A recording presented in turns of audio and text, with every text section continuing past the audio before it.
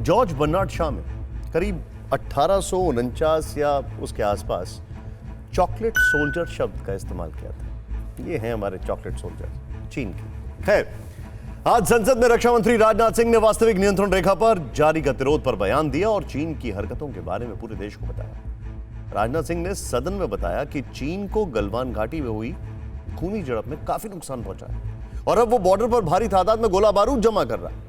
उन्होंने यह भी बताया कि चीन ने समझौतों का सम्मान नहीं किया, जिससे तनाव बढ़ा। इसके बाद 29 से 30 अगस्त तक की रात पैंगोंग सो इलाके में चीन ने दोबारा घुसपैठ की कोशिश की, लेकिन चीन ने अभी भी चाल नहीं छोड़ी है। वो एलएसी पर एक नई साजिश रच रहा है और यह साजिश है फाइबर केबल की। चीन पूर्वी लद्दाख में तेजी से फाइबर केबल बिछा रहा है। यह चीन के मिशन अक्टूबर का हिस्सा है। कैसे, आप खुद देखें।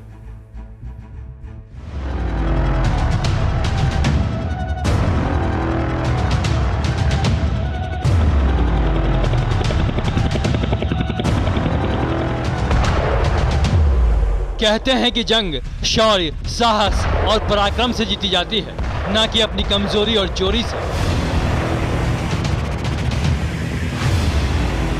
लेकिन चालबाज चीन है कि मानता नहीं। 15 जून से लेकर अब तक बार बार हिंद के पर्वतवीरों से पिटने के बाद भी अपनी हरकतों से बाज नहीं आ रहा। पूरे देश की फौज को एलएसी पर बुला रहा है।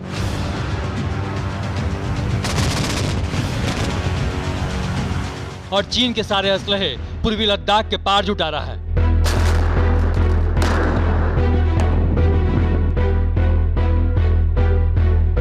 जिसके कारण भारतीय सुरक्षा बल भी करीब 4000 किलोमीटर लंबी चीन बॉर्डर पर हाई अलर्ट मोड में।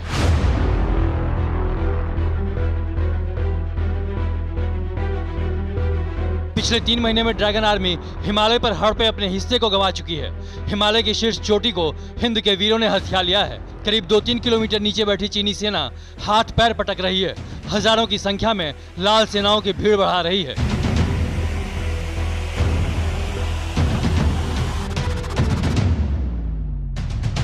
चीन पहले ही लद्दाख में -20 और 30 डिग्री वाली सर्दी के सामने सरेंडर कर चुका है, लेकिन अब उसकी एक नई साजिश का खुलासा हुआ है। चीन की पीपुल्स लिबरेशन आर्मी एलएसी पर अपने संचार तंत्र को मजबूत करने के लिए ऑप्टिकल फाइबर केबल्स का नेटवर्क बिछा रही है।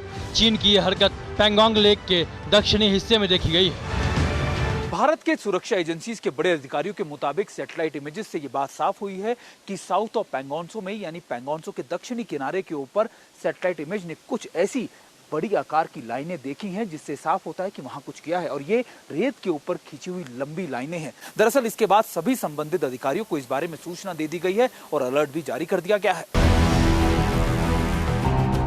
आपको बता दें कि 29 अगस्त की रात भारतीय सेना ने पैंगोंग के दक्षिण की चोटी ब्लैक टॉप, हेलमेट टॉप और गुरुंग हिल्स से चीनी सैनिकों को खदेड़ा।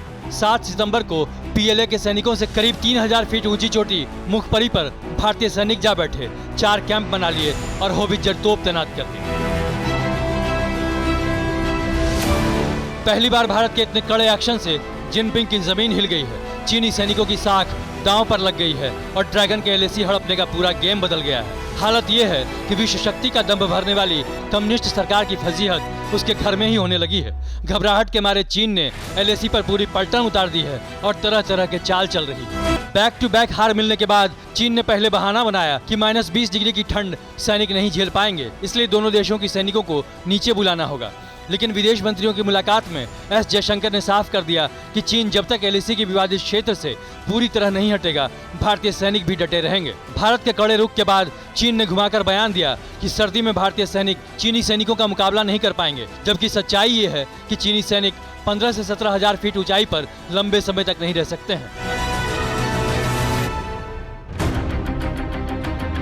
पैंगोंग में पटखनी खाने के बाद चीन बार बार भौंकता रहा, लेकिन भारत ने इसे तवज्जो नहीं दिया। तो पीएलए ने पैंगोंग क्षेत्र में फौजियों की संख्या बढ़ाई और दिखावे के लिए ही सही वहां फाइबर ऑप्टिकल का जाल बिछा रही है।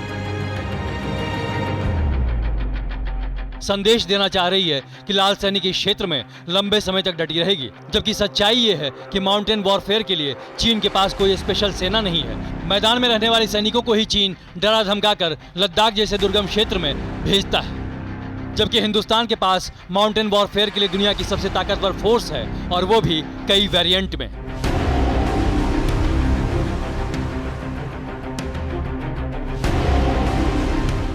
न्यूज टॉप 9 रोज सुबह 7 बजे और शाम 7 बजे सिर्फ TV9 भारतवर्ष पर।